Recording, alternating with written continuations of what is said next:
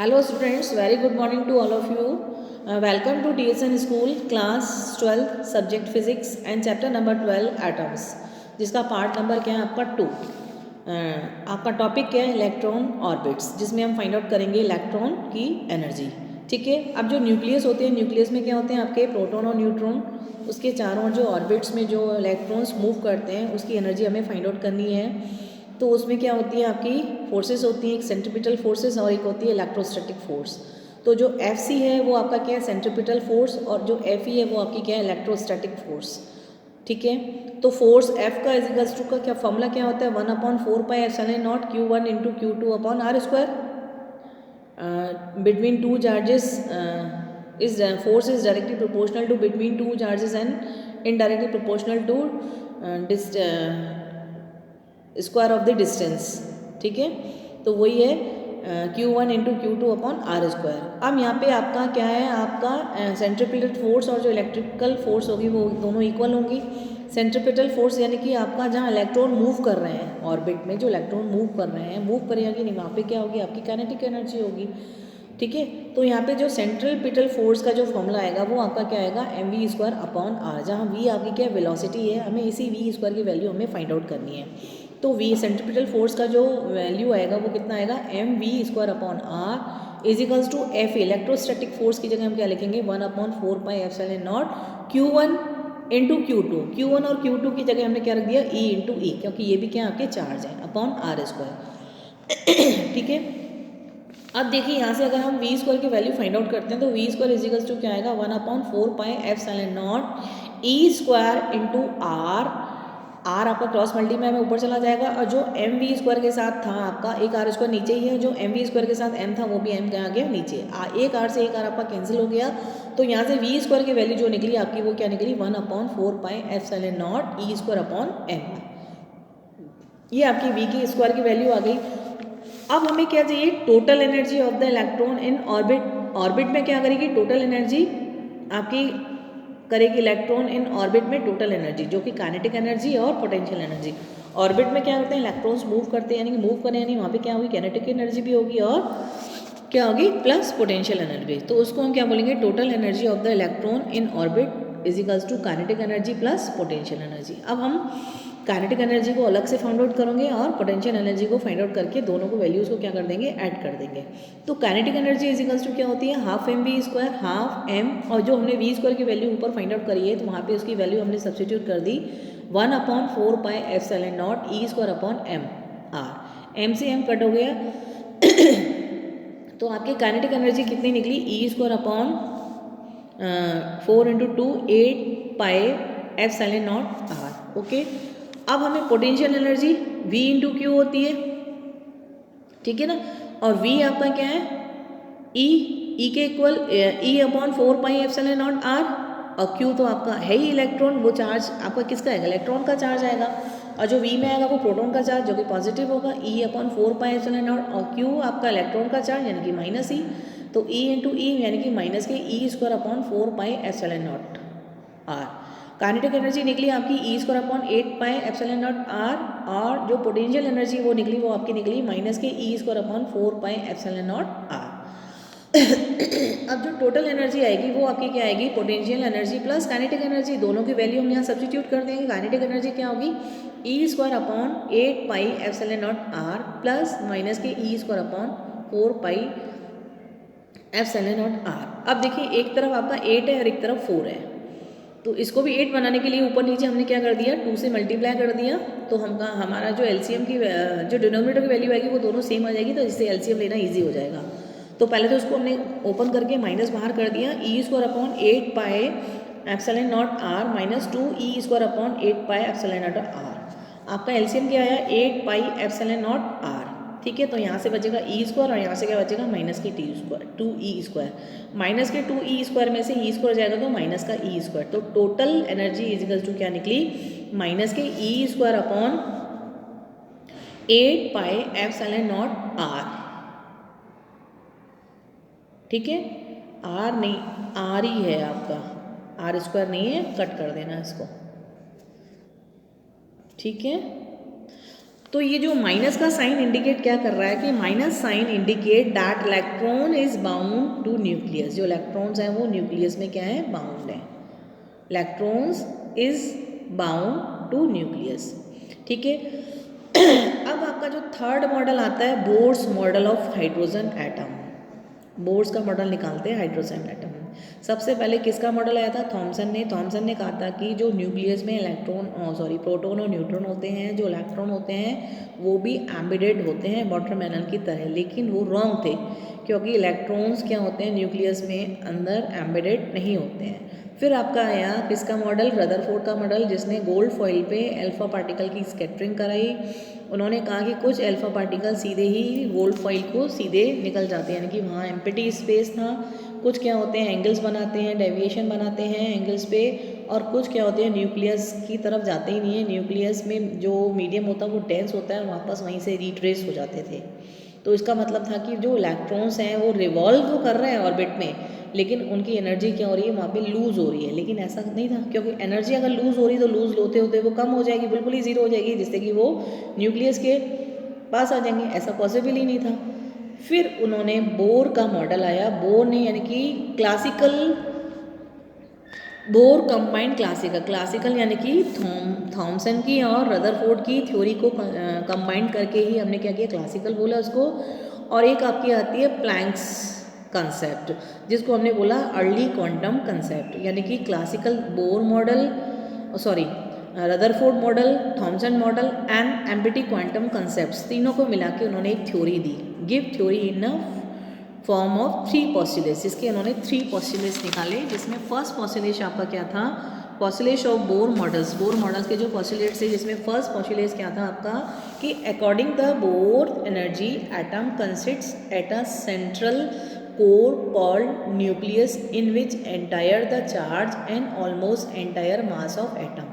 जो इन्होंने कहा कि जो आपके जो न्यूक्लियस है, न्यूक्लियर के चारों जो ऑर्बिट्स हैं उसमें इलेक्ट्रॉन्स क्या कर रहे हैं, उसके एंटायर द इलेक्ट्रॉन्स मूव कर रहे हैं, और जो न्यूक्लियस में है वो आपके क्या है, प्रोटॉन और न्यूट्रॉन। तो उसमें इलेक्ट्रॉन्स के अलावा उधर क्या है आपका, उस एटम पे मास भी है, and almost entire mass of atom, उस एटम का क्या है, मास भी है। एटम है, एटम का न्यूक्लियस है जिसमें आपका पॉजिटिव चार्ज है, जिसमें प्रोटॉन और न्यूट्रॉन होते हैं, और उस न्यूक्लियस के अराउंड जो ऑर्बिट्स हैं या शेल्स हैं उसमें इलेक्ट्रॉन्स क्या करते हैं, मूव कर रहे हैं, and entire mass of atom, और उस एटम का क्या मास भी है, is concentrated a suitable number of electrons revolve around the nucleus in circular orbit। तो वही कह रहा है कि according the Bohr energy atom consists of a central core called nucleus, central core है जिसको हम न्यूक्लियस बोलते हैं, इन विच एंटायर पॉजिटिव चार्ज, वहाँ पे क्या होता है, पॉजिटिव चार्ज होता है, and almost entire mass of atom, और उस एटम का क्या होता है, ऑलमोस्ट मास भी होता है, इज कॉन्सेंट्रेटेड वहाँ होता है, ठीक है। अ सुइटेबल नंबर ऑफ इलेक्ट्रॉन्स जो होते हैं revolve around the nucleus, electrons जो होते हैं न्यूक्लियस के अराउंड क्या करते हैं, रिवॉल्व करते हैं इन सर्कुलर ऑर्बिट के अराउंड क्या करते हैं, इलेक्ट्रॉन्स क्या करते हैं, मूव करते हैं। रदरफोर्ड ने कहा था मूव तो करते हैं लेकिन साथ में एनर्जी को लूज़ करते हैं, लेकिन इन्होंने कहा कि वो मूव करते हैं लेकिन एनर्जी को लूज़ नहीं करते हैं, उस ऑर्बिट के अराउंड रिवॉल्व करते रहते हैं, यानी कि वहाँ पे जो उनकी एनर्जी होती है वो क्या होती है, कांस्टेंट होती है। फिर दूसरी शेल आती है जो न्यूक्लियस के बाद जो फर्स्ट शेल होती है, फिर सेकंड शेल, थर्ड शेल, हर शेल की क्या होती है, एनर्जी बढ़ती तो जाती है, लेकिन उस पर्टिकुलर जो शेल होती है, सेकेंड शेल, थर्ड शेल, उन पे जो उनकी एनर्जी होती है वो कांस्टेंट होती है, हर जगह सेम होती है, ठीक है। अब आपका इसका दूसरा पॉस्टुलेट क्या था आपका, according to the Bohr electrons can revolve in certain non radiating orbit called stationary orbit, for which the total angular momentum of the revolving electron is integral multiple of h/2π, where h is equals to Planck constant. अब according to the Bohr का जो postulate, second postulate था कि can revolve in certain non radiating orbit में, मतलब बिना energy को loose किए वो क्या कर रहे हैं, रिवॉल्व कर रहे हैं ऑर्बिट, इट्स कॉल भी, उसको हम क्या बोल रहे हैं, stationery orbit, for which the total angular momentum, वहाँ क्या मिल रहा है हमें, angular momentum of the revolving electron, उस रिवॉल्विंग इलेक्ट्रॉन का हमें क्या मिलता है, एंगुलर मोमेंटम, ठीक है। और जिसका मल्टीपल क्या होता है h/2 अब देखिए हमने इधर एक शेल बना रखा है, ये v वेलोसिटी से क्या कर रहा है मूव कर रहा है, और जिसका मास क्या है m है, और सेंटर से लेके मास तक की जो डिस्टेंस है वो कितनी है r है। तो वहाँ पर आपका जो एंगुलर मोमेंटम बनेगा वो क्या बनेगा mvr। तो revolving electron angular momentum, revolving electron का एंगुलर मोमेंटम क्या है NH/2 एन जो इंटीग्रल मल्टीपल है वो क्या है आपका h/2। तो रिवॉल्विंग इलेक्ट्रॉन्स और ज़्यादा घूमेंगे यानी कि तो उनका जो एंगुलर मोमेंटम क्या आएगा आपका NH/2। और जो एंगुलर मोमेंटम को हम कैसे लिखते हैं L से, तो एक एंगुलर मोमेंटम आपका क्या आएगा वो आपका आएगा mvr। अब mvr एंगुलर मोमेंटम दोनों आपस में क्या होंगे इक्वल होंगे, तो mvr इजिकल्स टू NH/2। यहाँ से हम n की वैल्यू फाइंड आउट करेंगे क्योंकि n क्या एक पॉजिटिव इंटीजर्स है। n is also known as the principal quantum number, where n is a positive integer also n is known as principal quantum number. Okay, अब देखिए आपका the quantum conditions की limits क्या हैं। The quantum condition limits the number of allowed orbits, जो orbits में number allowed होते हैं, the electrons while revolving in such orbits shall not lose energy. मतलब इलेक्ट्रॉन्स तो उसमें ऑर्बिट्स में क्या करते हैं रिवॉल्व करते हैं, जो उनको नंबर्स कंडीशंस मतलब क्वांटम की जो कंडीशन है लिमिट है कि नंबर जो ऑर्बिट आपके अलाउड हैं उसमें इलेक्ट्रॉन्स उस ऑर्बिट में क्या कर रहे हैं रिवॉल्व तो कर रहे हैं लेकिन अपनी एनर्जी को क्या कर रहे हैं लूज नहीं कर रहे हैं। रदरफोर्ड ने क्या था कि ऑर्बिट में इलेक्ट्रॉन तो रिवॉल्व कर रहे हैं लेकिन साथ साथ अपनी एनर्जी को लूज कर रहे हैं, लेकिन उस मिस्टेक को किसने करेक्ट करा, बोर ने करेक्ट करके कहा कि इलेक्ट्रॉन रिवॉल्व कर रहे हैं अपनी एनर्जी बिना वेस्ट किए, शैल नॉट लूज एनर्जी। ओके, ये इनका सेकेंड पॉस्टुलेट था। अब देखिए इनका जो थर्ड पॉस्टुलेट है इनका द एमिशन और ऑब्जर्प्शन। एमिशन यानी कि एमिशन माने कि निकलना, एब्जॉर्प्शन यानी कि लेना of energy occur only where electron jump from one of its orbit to another orbit and it can be given as. अब देखिए आपकी नीचे पहले इसको डायग्राम को स्क्रॉल को देखिए, ये जो आपके शेल्स बने हुए हैं, जो बीच में आपका जो न्यूक्लियस है जिसमें प्रोटॉन और इलेक्ट्रॉन होते हैं उसको हमने पॉजिटिव चार्ज दे दिया। फिर जो orbit number 1, orbit number 2, orbit number 3 जहाँ n equals to 1, n equals to 2, n equals to 3। तो आपका इसमें क्या कर रहे हैं कि हर ऑर्बिट्स में जो आपकी एनर्जी होती है वो सेम होती है। जैसे फर्स्ट वाली जो शेल है उसका जो ऑर्बिट है उसमें जो इलेक्ट्रॉन मूव कर रहे हैं वहाँ पे उनकी एनर्जी जो इलेक्ट्रॉन्स मूव करते हैं उसी ऑर्बिट में एनर्जी क्या होगी कांस्टेंट होगी। फिर सेकेंड वाली जो ऑर्बिट में जाएंगे वहाँ electron according to first orbit के अकॉर्डिंग एनर्जी तो क्या होगी इंक्रीज होगी, लेकिन उस ऑर्बिट के लिए वो एनर्जी क्या होगी कांस्टेंट होगी। फिर थर्ड वाली शेल में जाएंगे तो अकॉर्डिंग टू सेकेंड शेल के अकॉर्डिंग थर्ड वाले ऑर्बिट की एनर्जी ज़्यादा होगी, लेकिन उस वाली शेल के लिए थर्ड वाले के लिए वो एनर्जी क्या होगी कांस्टेंट होगी। अब देखिए अगर वो सेकेंड से फर्स्ट ऑर्बिट में आना जाता है तो सेकेंड वाले ऑर्बिट की जो एनर्जी क्या है ज़्यादा है, फर्स्ट वाले की एनर्जी क्या है कम है। तो अगर वो फर्स्ट में आएगा तो बाकी जो उसकी ज़्यादा वाली एनर्जी है उसको क्या कर देगा वो लूज़ कर देगा, एमिट कर देगा, निकाल देगा। तो देखिए मैंने एरो बना के लिख रखा है कि एरो से जो अगर वो सेकंड से फर्स्ट में आ रहा है तो एनर्जी को क्या कर रहा है एमिट कर रहा है यानी कि निकाल रहा है, जितनी फर्स्ट वाले को चाहिए एनर्जी उतनी ले रहा है। ये तो हो गया एमिट। अब एब्जॉर्व क्या होता है, अगर वो फर्स्ट से सेकेंड ऑर्बिट में आता है, फर्स्ट से सेकेंड ऑर्बिट में आएगा, फर्स्ट वाले ऑर्बिट की एनर्जी क्या है आपकी ज़्यादा है, सॉरी कम है, सेकेंड वाले की एनर्जी क्या है ज़्यादा है। तो उसको सेकेंड ऑर्बिट में आने के लिए एनर्जी क्या चाहिए ज़्यादा चाहिए, ज़्यादा चाहिए तो यानी कि वो एनर्जी को क्या करेगा गेन करेगा, लेगा, एब्जॉर्व करेगा, ठीक है ना। तो अगर E2 में से अगर फर्स्ट शेल को जैसे हमने मान लिया E1, सेकेंड वाले को E2 और थर्ड वाले को E3, दोनों कंडीशंस के लिए आपका क्या आएगा E2 माइनस E1। अगर E2 की जैसे सपोज करो आपका फर्स्ट वाले शेल की एनर्जी आपकी 4 है और सेकेंड वाले की 6 है, तो उसको सेकेंड वाले को फर्स्ट में आना है तो फर्स्ट के लिए उसकी 4 चाहिए, यानी कि E2 में से अगर E1 माइनस कर दें 6 माइनस 4 यानी कि 2 एनर्जी को वो क्या कर देगा एमिट कर देगा, निकाल देगा, लूज़ कर देगा, तो अपने 4 पे आ जाएगा। और फर्स्ट वाला अगर सेकंड में आ रहा है तो उसके पास 4 है लेकिन उसको 6 चाहिए, तो वो भी क्या करेगा E2 माइनस E1 यानी कि 2 एनर्जी को और क्या करेगा, लेगा, एब्जॉर्व करेगा, तो उसकी 6 हो जाएगी। तो दोनों कंडीशंस के लिए, एमिट के लिए और एब्जॉर्प्शन के लिए, दोनों के लिए जो आपकी है E2 माइनस E1 ही होगा।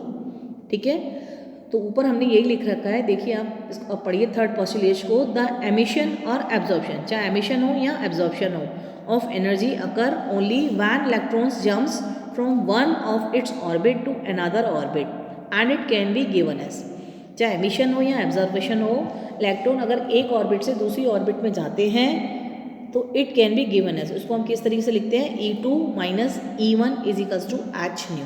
ये वाला भी फिगर हमने इसी तरीके से नीचे की तरह ही बना रखा है। फर्स्ट आपका न्यूक्लियस है, first shell, second shell and third shell, जहाँ n equals to 1, n equals to 2, n equals to 3, E1, E2, E3। E2 से अगर E1 में आ रहा है तो एनर्जी को एमिट करेगा, अगर E1 से E2 में आ रहा है तो एनर्जी को क्या करेगा, ऑब्जर्व करेगा। Okay, the energy of hydrogen atom, the energy of hydrogen atom in any shell can be given as E is equals to क्या होती है, E इज इक्वल्स टू क्या होती है, माइनस के 13.6 upon n square electron volt. किसी भी hydrogen atom के किसी भी शेल की जो एनर्जी होती है वो कितनी होती है आपकी, E is equals to 13.6 into n square electron. हम हर किसी अलग शेल के लिए एनर्जी अपन फाइंड आउट करते हैं। जैसे अगर शेल 1 के लिए एनर्जी निकालते हैं, E1 निकालते हैं, वहाँ n इज इक्वल्स टू क्या हो जाएगा 1, E1 is equals to minus के 13.6 अपॉन 1 का स्क्वायर, तो 1 का स्क्वायर 1 ही होगा, तो E1 इज इक्वल्स टू कितना आ जाएगा, माइनस के 13.6 इलेक्ट्रॉन वोल्ट। अगर सेकेंड शेल के लिए अगर हम निकालते हैं for n is equals to 2, तो E2 इज इक्वल्स टू क्या हो जाएगा, माइनस के 13.6, यहाँ n क्या आपका 2, तो 2 का स्क्वायर यानी कि 4, 4 को अगर 13.6 से डिवाइड करेंगे तो अपना आएगा माइनस के 3.4 इलेक्ट्रॉन वोल्ट। ठीक है, अब हमें यहाँ पे क्या निकालना है, एच न्यू निकालना है। एच न्यू निकालने के लिए E2 माइनस क्या होता है, E1, तो E2 आपका क्या है, आपका माइनस के 3.4 माइनस E1 क्या है, माइनस के 13.6, माइनस माइनस क्या हो जाएगा, प्लस हो जाएगा, तो H nu is equals to minus के 3.4 प्लस 13.6, इसको जब अपन माइनस करेंगे तो अपना वैल्यू आएगा 10.2 इलेक्ट्रॉन वोल्ट। ओके स्टूडेंट्स, यहीं से अपन की E2 माइनस E1 की वैल्यू फाइंड आउट होती है। मैंने आपको बताया था शेल्स हैं, फर्स्ट शेल से अगर सेकेंड शेल में जाना है तो हमें एनर्जी क्या करनी पड़ेगी, एब्सॉर्ब। सेकेंड से अगर फर्स्ट में आना था एनर्जी क्या करनी पड़ेगी, एमिट। फर्स्ट वाली शेल के लिए जो आपकी एनर्जी है 13.6, माइनस में वैल्यूज़ हैं, फिर सेकेंड वाली के लिए माइनस 3.4 है, तो माइनस में वैल्यूज़ क्या होती हैं, अगर कम है तो वो ज़्यादा है, यानी कि माइनस 3.4 जो एनर्जी है E2 वो आपकी ज़्यादा है अकॉर्डिंग टू 13.6 से। ऐसे अपन एंट्री की वैल्यू भी फाइंड आउट कर सकते हैं, 2 की जगह अपन 3 का स्क्वायर कर देंगे यानी कि 9 से डिवाइड करेंगे, जो भी वैल्यू आपकी निकलेगी। तो यहाँ से E2 माइनस E1 की वैल्यू अपन क्या निकल के आ रही है, H new 10.2 electron volt. Okay students, तो इसका ये जो थर्ड पोस्टुलेट है वो बहुत इंपॉर्टेंट है और अच्छा भी है। तो वही है, एक ऑर्बिट से दूसरे ऑर्बिट में जाने के लिए चाहे एब्जॉर्प्शन हो चाहे एमिशन हो, उसका फॉर्मूला हमारा क्या लगता है, E2 minus E1 is equals to H nu. Okay students, इस टॉपिक को भी हम यहीं फिनिश करते हैं।